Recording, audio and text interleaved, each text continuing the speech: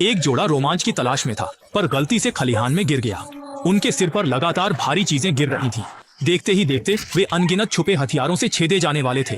बेबस दोनों जोर से चिल्लाने लगे, इस उम्मीद में कि कोई उनकी जान बचा ले। बाहर खड़ा उनका साथी भी उसी जाल में फंस गया था। उसकी पिंडली स्टील की तार में उलझ गई। सामने लगे यंत्र को खींचने से ही तीनों की जान बच सकती थी, पर कीमत थी एक टांग की कुर्बानी। संघर्ष के बाद दाशान ने हिम्मत जुटाकर उस यंत्र को खींच लिया।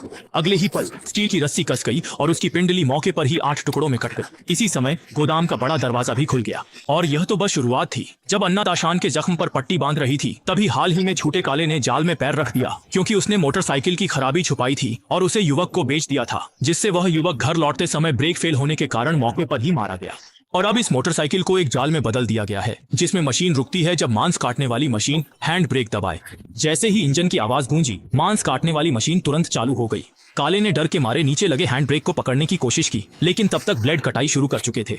अच्छी बात रही कि संकट में अन्ना ने लोहे की छड़ को पिछले पहिए में डाल दिया, जिससे मोटरसाइकिल रुकी। सबको लगा संकट खत्म हो गया, लेकिन अगले ही पल लोहे की छड़ टूट गई और मांस काटने वाली मशीन फिर से पागलों सी चलने लगी। बेचारे काले का रूप बदल गया। डरी हुई अन्ना ने पहाड़ की मिन्नतों दरवाजा खोलकर भागने की कोशिश की। उसे एक रहस्यमय व्यक्ति ने सुई चुभो दी। जब वह दोबारा जागी तो उसने खुद को एक बंद कमरे में पाया, और इसी समय रहस्यमय व्यक्ति ने अपनी टोपी उतार दी, जिससे उसका बूढ़ा चेहरा सामने आ गया।